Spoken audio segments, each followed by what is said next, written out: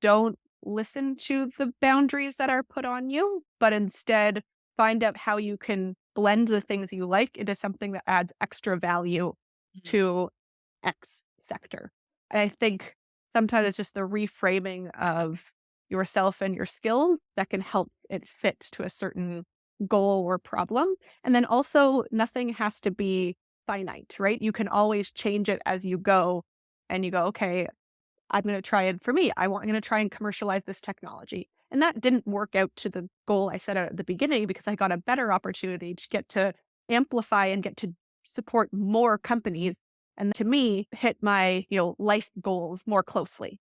They may have told you to go to the big city, chase the busy crowds, find the bright lights, but no, you chose your own path to stay right here.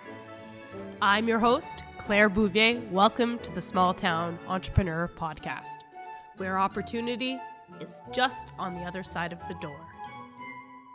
Hello, everyone, and welcome to another episode of the Small Town Entrepreneur Podcast. I'm your host, Claire Bouvier, and in this super exciting episode, we are going to dive into the exciting world of Morgan Littonen, PhD, trailblazer, and really bridging that gap between the academic worlds and into entrepreneurial success, specifically looking at green technology. I'm so excited to have Morgan here to share her journey revealing the mindset shifts, strategies for goal setting, building her network, building her mentorship that really propelled her from going from the lab into leading innovations in sustainability. So, Morgan, welcome to the show. Hello, Claire. Thank you for having me. I am very excited for this conversation and getting to, as you were kind of say, talk about different aspects of my life and then kind of how those have all come together to now get to do more cool things. And realistically, that's the foundation every day. And how do we do more cool stuff that's making a big impact? And that you are doing every day. So, let's just get right into it because this is such a big topic right now. You Mhm. know, hear the word climate change. I was listening to a commercial and it said, "How do you feel about climate change?" Like, it's not subtle anymore. It's in your face, it's there. What really sparked earlier in your research? Because now you have a company in the green tech, but early on, where was the spark for green technology?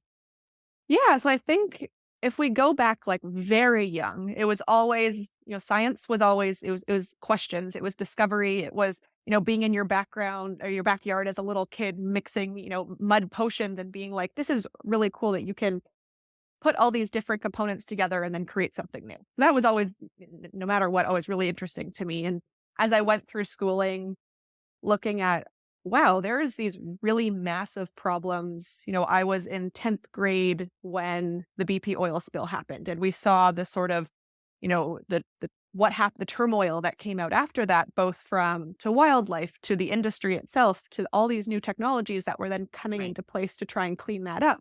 And that's just one example, but there's countless of those.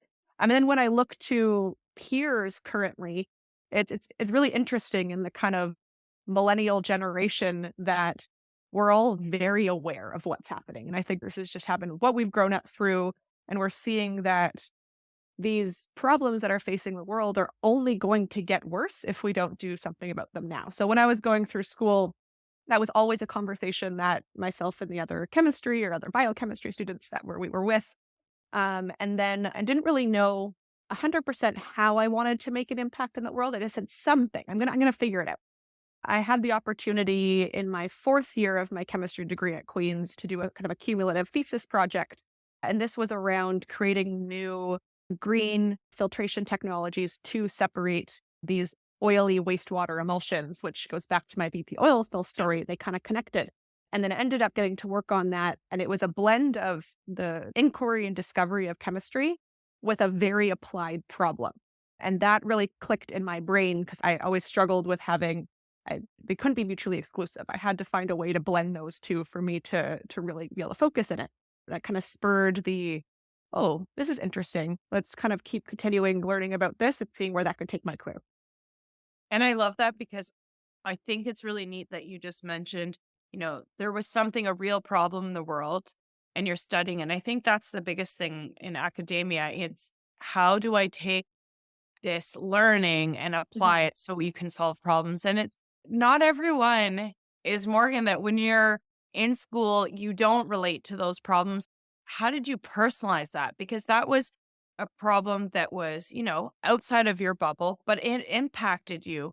Do you remember at a personal level how you found that did impact you to push into the academic circles that you're in now? Yeah. So when you're in an academic based setting and you're doing your research, and sometimes, as you said, sometimes that research is spun out of a problem that is seen in the world. Other times it's spun out of how do we create something new and novel that's fundamental that could then, ignite into other stages that could solve a big problem. And when I would go to conferences or events or speaking engagements, when I talk about my research, I would always get, can it do this? Can it do that? Is it able to solve this? So it was almost this externalization, and these external factors would come in and ask me these questions. And Right. that caused me to start thinking about, okay, could this be more than a research project? Could this be more than my master's at that time or PhD Right. thesis? How do we blend those worlds? And that's something I just found very, very fascinating.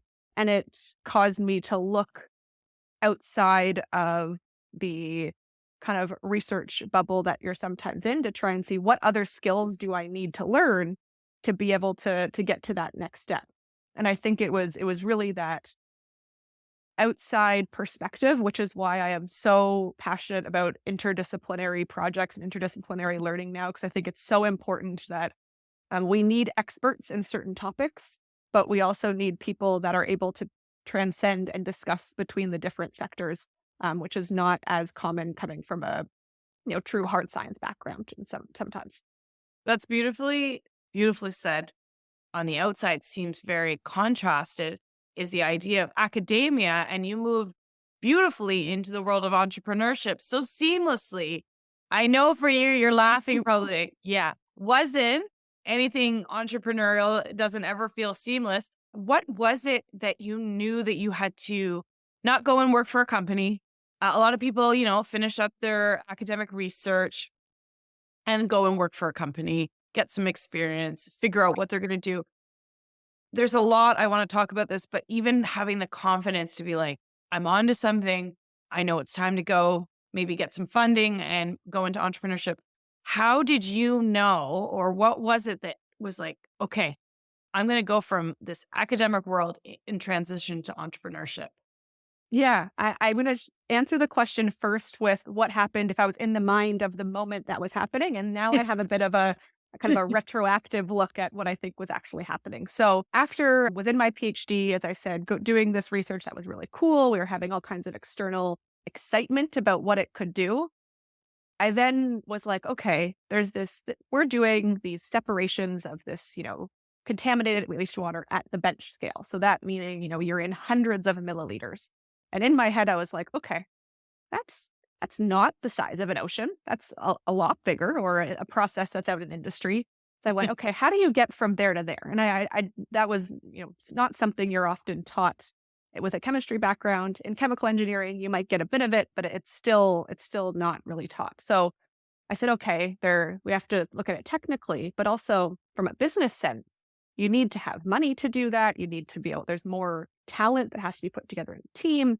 I said, okay, so maybe this is something that could happen. I originally thought that it's very common to have industrial partners in academic research. You work together and then that company will then go in and scale the technology and take it on. And maybe you as a researcher, you'll end up going and working for them.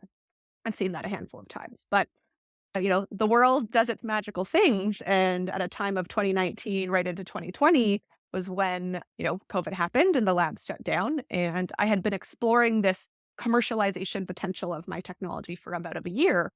But then, I couldn't go to the lab anymore. And we were stuck at home. And then also, Kingston at that time had a woman entrepreneurship grant that kind of came to the community.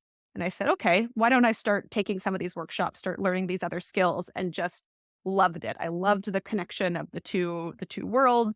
I felt like it gave me something, new that sparked my interest, but also allowed me to now have a level up I felt to the path that I was following with my research before. So went through that, and then because of COVID, had the opportunity to go through, entrepreneurial training programs from across the world because I didn't have to travel for them. I was able to still do my research and still learn these new things. So that's what actually happened. In retrospect, I think a mix of it was stubbornness, that I had this really cool thing and I just I couldn't get it out of my brain to keep trying to figure out how to solve the problem. For us chemistry Yeah. newbies, or maybe you're a listener and you only have grade 11 chemistry like Yep. myself, Yeah. would you, in layman terms, explain your cool tech? Yeah. So my research was on basically we took fabric, anything like the fabric on your shirt, so cotton based fabric, and was able to coat it with different molecules that was able to make basically it could separate out very stable, gross, nasty mixtures of oil and water. So you'll originally think, wait, oil and water don't mix. That should be easy. In a real industrial setting, there's things called surfactants, types of soaps, but these can be bacteria, these can be, naturally occurring molecules. Anyways, when they all mix together, they are extremely difficult to separate and they can cause issues either when we're talking about oil spills, but also in a variety of other industries from food to pharma to natural products. So our technology was able to separate these with no external energy or other input of chemicals, which is how they normally do it. So I was going through trying to develop this technology and also from the lens of those that might not fully have ever learned about the process of getting a technology from lab to market and making it actually out there making an impact. There's You're starting at the lab bench at a university that is at this small scale. Then you've got to get it up, 10, 100, 1,000, 10,000 times in size. And each of those takes, technical, both like scientific and engineering improvements. So this can happen, takes a long time. They're measured in something called technology readiness levels. If anyone is interested, you can go look them up. It was a scale developed by NASA. And it's this process of you have to develop this new invention and then turn it into an innovation by finding the problem for it to solve. And that can take 10 years. So it's a long and drawing process. Going back to the stubbornness, I was just like, Wow, you I've got really something good. brought that together. I love that. Okay. Also brilliant. You are a great inventor of our time, Morgan. Yes, This is thank so you. exciting to have you here. Yeah. Oh, I appreciate it. On that journey, realistically, is where how I ended to where I am now is I learned that process that we were talking about takes 10 years. It's really hard. And there's not a lot of places out there where you can go and get the support to scale these inventions past the lab size. Yeah, Right. and there's not really places you can do them because they're really expensive and require a lot of equipment that's it's very specialized. So basically our new organization that the new company that I'm running now is how do I build what I wish I had? And that's what our team is doing is building infrastructure and basically spaces that these new chemistry technologies can help get to that next scale. And that goes into a whole other conversation around what do you actually need within an ecosystem to help scale companies, which is something that I am so passionate about. It could have a whole other discussion about. Well, it's interesting because I think as much as we reflect on the pandemic, it's interesting as we move further away from the pandemic. Some way it's been, some blessings in people's lives in a very subtle but yet now a little more robust way where it's you found a community, it seems, and you found this new part of it. How has your community or your network been impacted the growth of now the company and bringing people in? Yeah. So if we look at Kingston, Ontario as our case study first step, right? Kingston has this 80-year history of chemistry expertise that a lot of people, unless you're in the community, really don't know about. It has been started. No. We had, organizations like DuPont and Alcan, which are these massive multinational companies, came and set up their R&D facilities in Kingston in the 1940s. And that has led to this generational cycle of chemists and chemical engineers and chemical process specialists that's then turned into some really leading organizations here. There's one called Green Center, one called Kingston Process Metallurgy. And Kingston as a city has set really targeted strategies around climate change and sustainable manufacturing and innovation in general. So there's this really interesting nexus of talent and expertise that's in this region that a lot of people don't know about. I think one of the statistics is, the highest number of chemical process specialists per capita anywhere in Canada, the highest number of PhDs per capita in Canada for this type of city. So it's a really interesting knowledge hub. And when we saw that, we knew that the people around are all working towards these aligned goals, but there was still a missing piece in infrastructure. So our organization was able to fit. So that's from my company's perspective. But me as an individual, getting to go through, I was at Queen's University for 10 years, did all my degrees there, and then had the opportunity to, meet all of the different organizations, both from economic development groups and through entrepreneurship programs where I met Claire and how all these pieces fit together. And it's the community that really is trying to push towards solving these problems in aligned ways. And there's no community is ever perfect. We're still always working and trying to iterate how do we work, how do we solve that? But I felt very lucky to have a lot of supporters behind me, and I'm excited to see where we continue to go in the next 5 years. Free accounting software is very tempting, but it's a trap. Ugly invoices, clunky tools, no understanding of your numbers, limited capacity. That's not how you win. FreshBooks isn't free, but it makes you money. The time I've saved means more clients that I can serve. Clarity means better decisions. It integrates so you don't go crazy. Stop wasting time to save pennies. Invest in growth. Invest in you. Check out FreshBooks by going to clairebouvier.com/tools or in the show notes. Morgan, I think you're now the ambassador for Kingston, Ontario. I'm ready. Love that. I Big love honor. that. Okay, this is a perfect segue because I celebrate and encourage people that are coming from small communities, small towns, the small town entrepreneur. Why not the big cities? Because you just have more people, bigger networks. I know you said we have the history and everything, and maybe you can speak from the other side that after the pandemic with, the resources that you can connect with people worldwide, maybe it is a smaller community that you were looking for. Why aren't you in Toronto or New York City or I think, the big cities around us?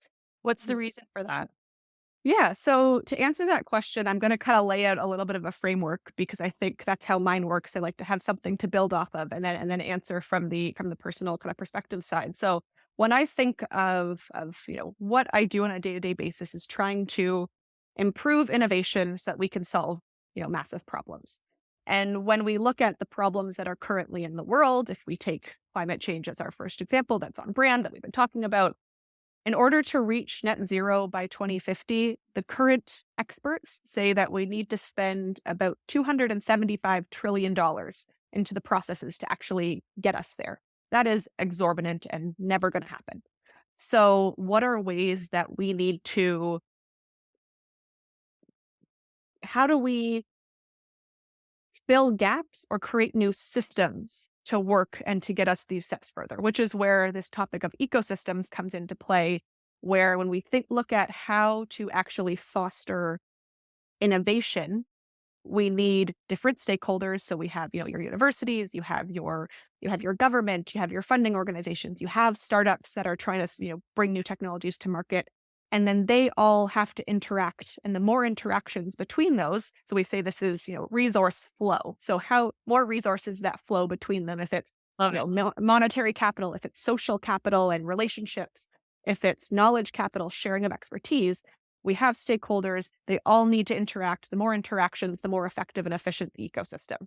Love that. And so this is just when I think about it. And that's why we call ourselves a hub, because we want to help facilitate interactions.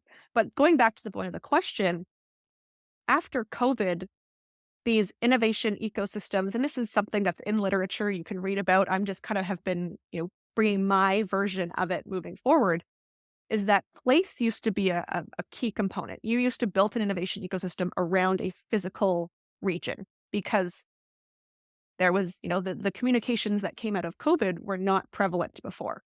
So now place is no longer a limiting factor.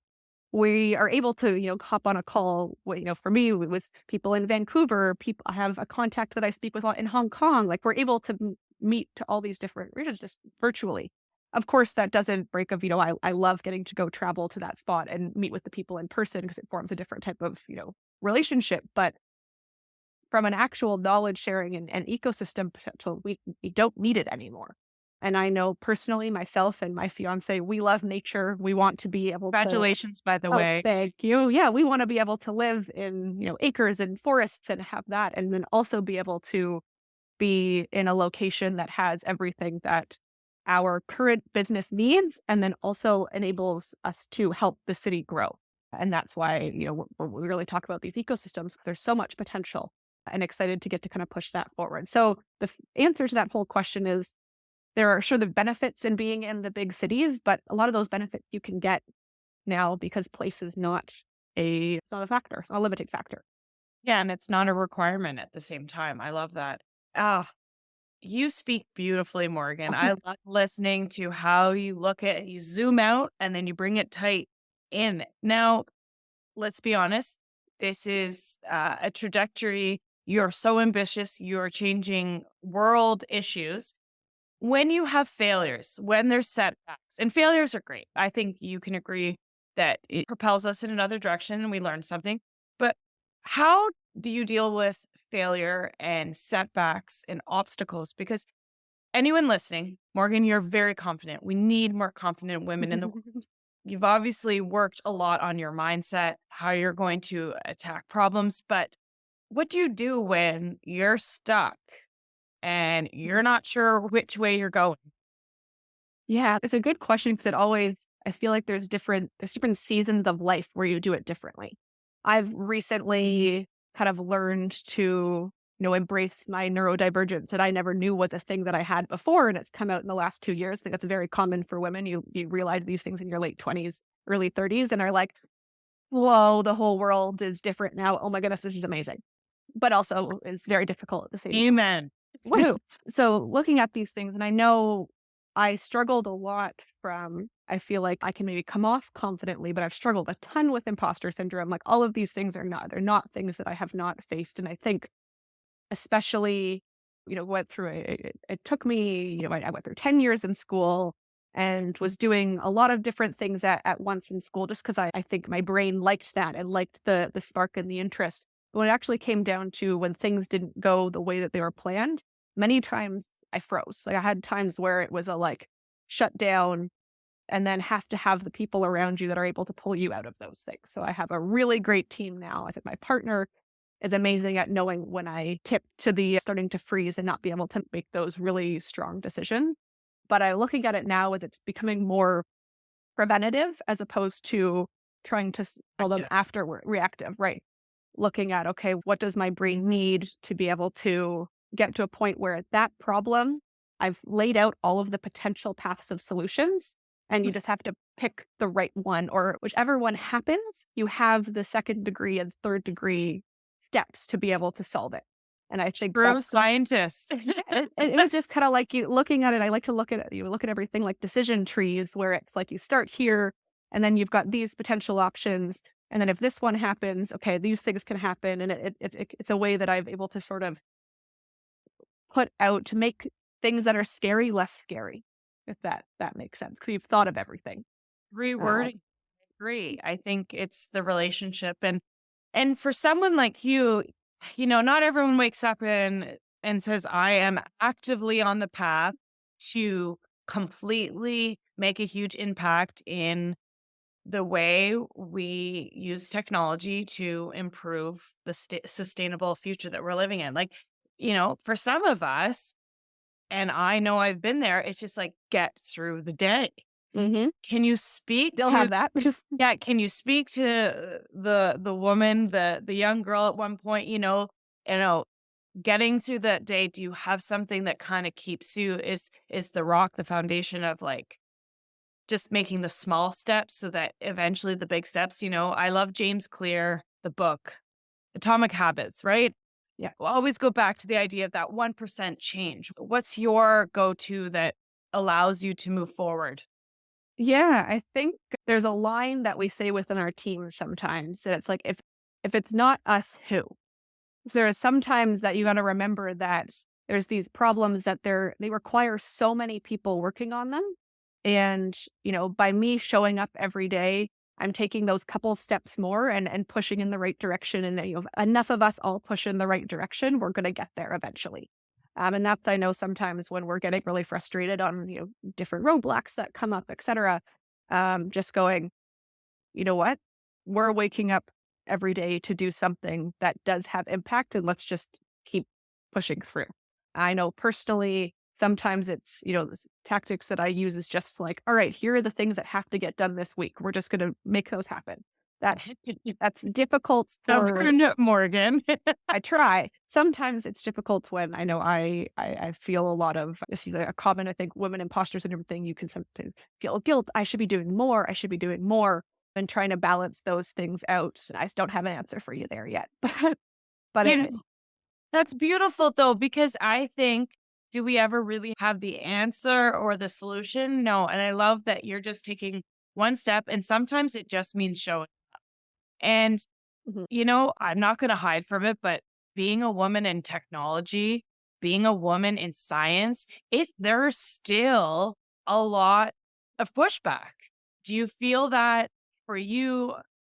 Is there anything that you have been able to overcome in that space? Do you still feel, as much as we've had this conversation for how many years, Mhm. still there? And how do you navigate being a founder, leading role, a woman in tech, a woman in science? How do you show up for that in that space? And has it prevented you from, that imposter syndrome getting louder at any point? Right, it's not uncommon that I'm the only woman in the room in, a lot of situations. That's something that kind of just I like have I like the way accepted. you said that. So it happens, and it is frustrating when maybe you are not recognized for what you actually bring to the table. But I think when I look back, it's ensuring that my team members are there if, I'm standing up for myself, but also making sure that they're standing up for Right. me as well. Our leadership team is two other males and myself, and they will both be the first ones to say, "Nope, this is Morgan's area of expertise. Make sure she is answering the question." And we have that all planned ahead. So it's one, me just sometimes pushing through and that has taken a long time to be confident in doing. I will not say 5 years ago I had the same mentality around it. And even a month ago, I've really been this is something Yeah. consistently working through of just like sometimes you just gotta push through the hesitation and eventually they'll listen to you, which is annoying, but we'll deal with it. And then having people on your team around you that will also, acknowledge something maybe you're missing and then pick up on it and push back where necessary. But I do think there is a change happening, especially in, our kind of generation that this is something they've experienced since they were children in the way of like this conversation has been happening. And I'm optimistic for the future. But right now we just gotta keep we'll get there. I feel emotional right now. We're virtual, but I wish I could just give you a big hug because Morgan, you are such we're such a driver of positive change, not just, in the worlds of technology and science, but there are so many women that, whether or not, like, I'm so on the external, and I have Mhm. just looked up to you since I met you. Oh, You thank you. have this, I think what makes someone like you a really incredible, and for the listeners, is that sense of curiosity that you touched on. And, I do believe it's a muscle and that Mhm. needs to be strengthened. For some, it's more innate than others. Your sense of curiosity and optimism, where does that come from? I was lucky enough to have, parents when I was growing up that didn't put feelings on anything, that were kinda like, "Go do whatever you want." I was a competitive figure skater, so I had, like, this sport outlet where you learn different skills and, nothing was ever, "No, you can't do that." It was like, "Sure, go figure it out and then focus when you find the right thing." So I think there was never like a put feeling that I had been created. And then I started when I got to actually see the world and start to like look out and understand there's so many things to learn. Like I just whenever people say like, "What do you want to be do for your rest of your life?" I was like, "There's so many things I want to get to try all the different, different sectors and then get to hone in and find, what I'm really good at and be able to take that skill and apply it to as many things as possible. So I think that's one. And from some of the optimism side, there's small incremental learnings or things that happen where, when I set out having a conversation with someone, and me personally, I say, I hope that at the end of that conversation, that person, felt like they were listened to and felt that they like had an enjoyable time. Like that's just, and from that, the incremental things of that person then actually feeling joy and feeling that they were seen and heard and listened to then brings back a positive energy that I feel like those things just kind of like they just keep adding up. And I said, if we can together find ways that that can happen more often, then we're not going into conversations with a negative mindset.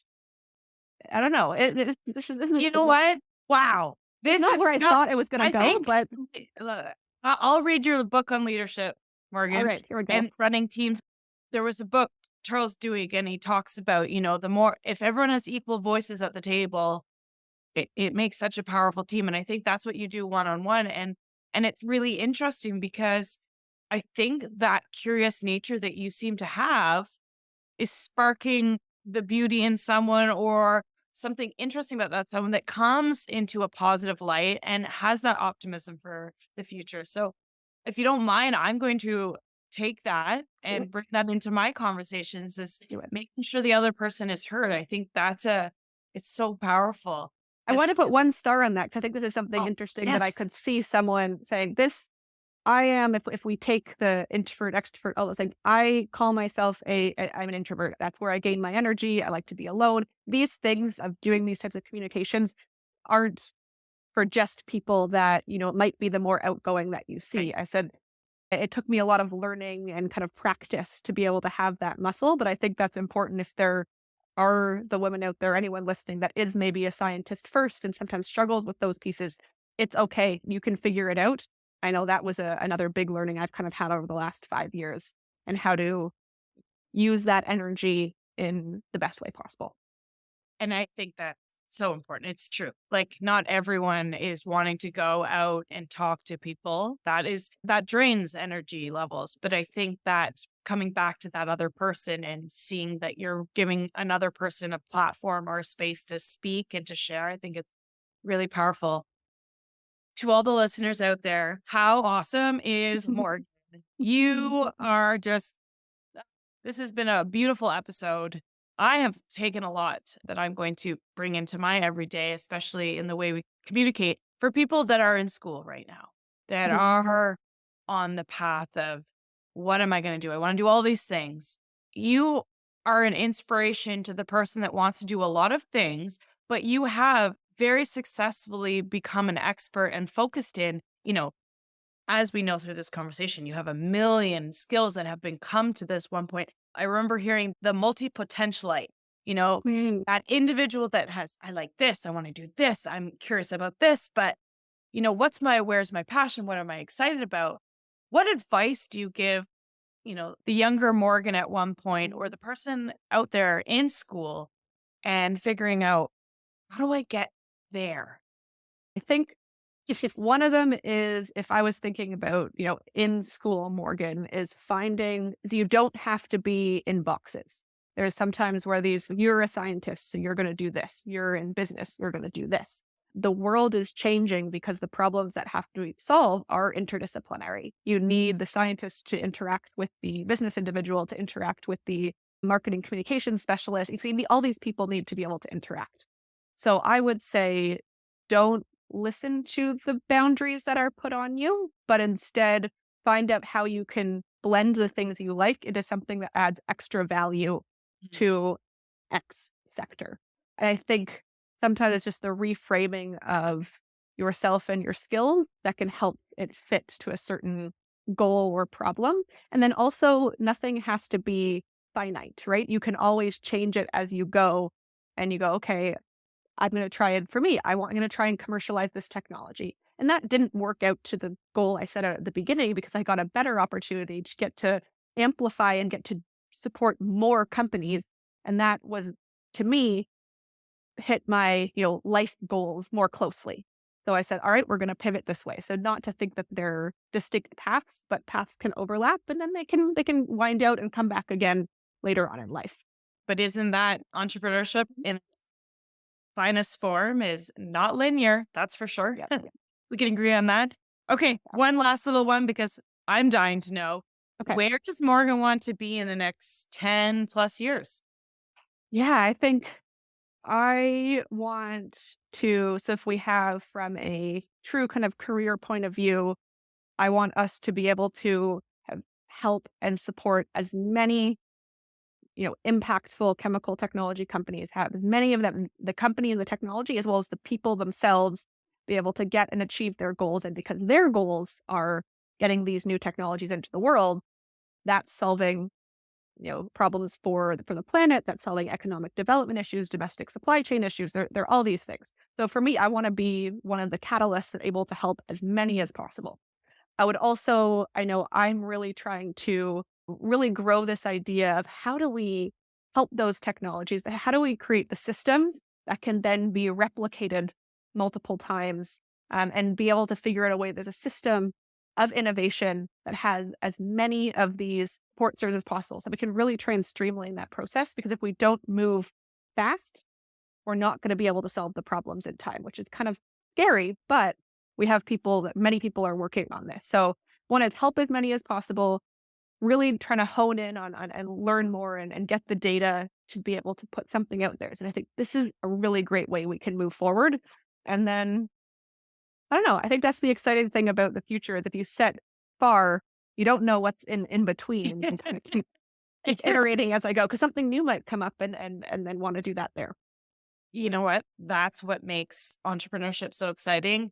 Mm. And well, we will have you back on at some point for this next pivot, wherever you off decide to do, maybe the release of your book on the creating the Sure. systems that have impacted the world in this space. Morgan, you have been amazing. Thank you for joining us on the show, and we will see you again soon. Yes, thank you so much, Claire. Bye. Cheers.